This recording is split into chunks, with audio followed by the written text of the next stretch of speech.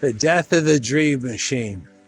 As kids, we used to see these adults, and these adults we would wonder as kids why they would be living the life that they're living. We could see that the adults weren't really happy.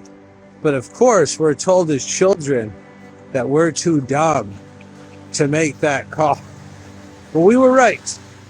We would see the adults engaging in what I call the death of the dream machine. We could see that these adults weren't happy. And it was obvious they weren't happy because they didn't smile too much. They didn't laugh too much. They didn't laugh sort of organically.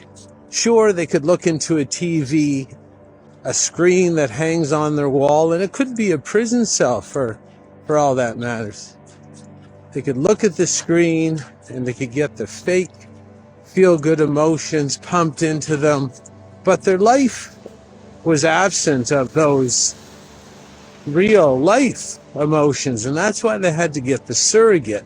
They got to get the movie or the TV to pump the fake feel-good emotions into them.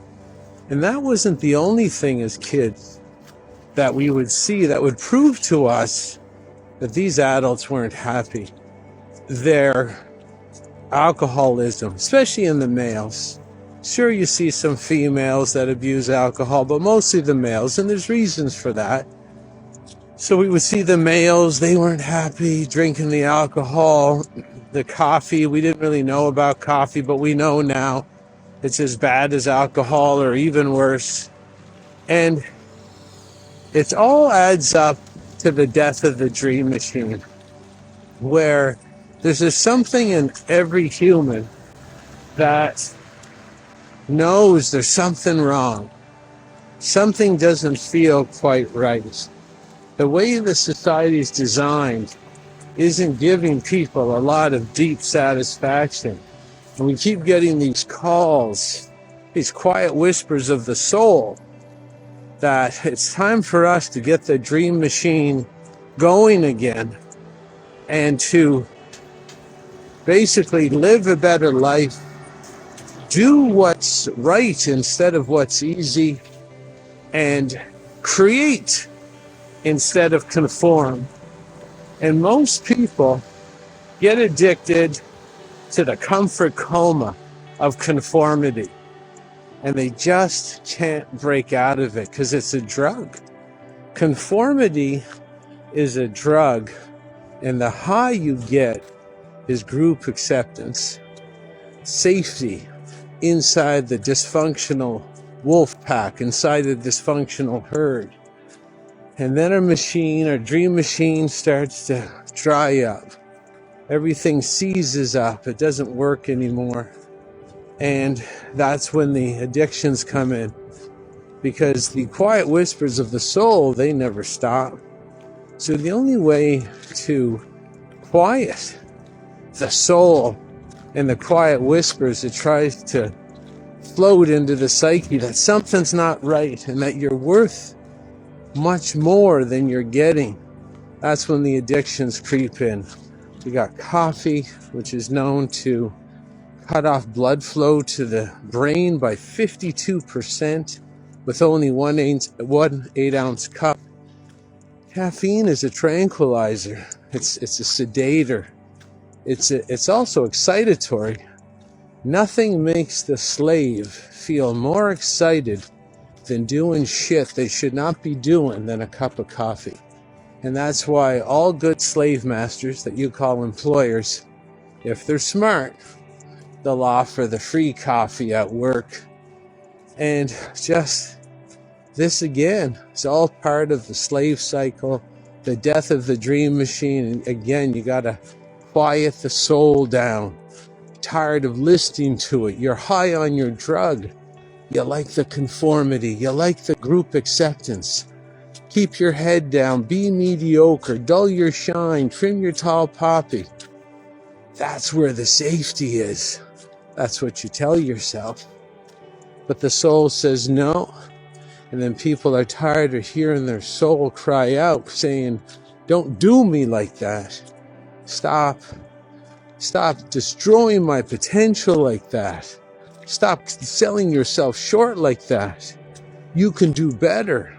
You were born to do better. And a lot of people don't like that. So it's caffeine in the morning, alcohol at night, junk food in between. There's always someone at your corporation. And don't forget, corporation, the first word in corporation is corpse, meaning dead. Working at a dead entity, an entity that doesn't even exist in real time. There's always someone at your corporation with a birthday, and your employer, if he's a good slave master, he'll make sure that there's lots of cake and cookies and bonbons and chocolates to make sure you never gain your footing. Your dream machine's always clogged up with garbage, booze, caffeine, sugar, flour. Because if you ever found out what you're capable of, that corporation is done. And all the people at the top got to go and create for themselves. And you can create for yourself too. Just got to get clean first and get your dream machine well lubricated, fine-tuned, and fully coordinated. And there's ways to do that. You can break out of the slave cycle at any time you want. And don't ever tell yourself that coffee's not that bad, or 1 cup of this is 1 cup of wine, or 1 cup of coffee isn't that bad. I mean, 1 cup of coffee is 400 cups of poison every single day. Don't tell me you're going to win the race of life if that's your starting position. Yeah, I poison myself every morning. Like, what the fuck, Like, it says, okay. You got an attitude like that. Like, if you can't think, and if you don't think coffee's poison, go read Stephen Chernisky's book, Caffeine Blues, and understand that's why it's there. That's why it's on every street corner. That's why William Gates Sr. and Bill Gates Jr.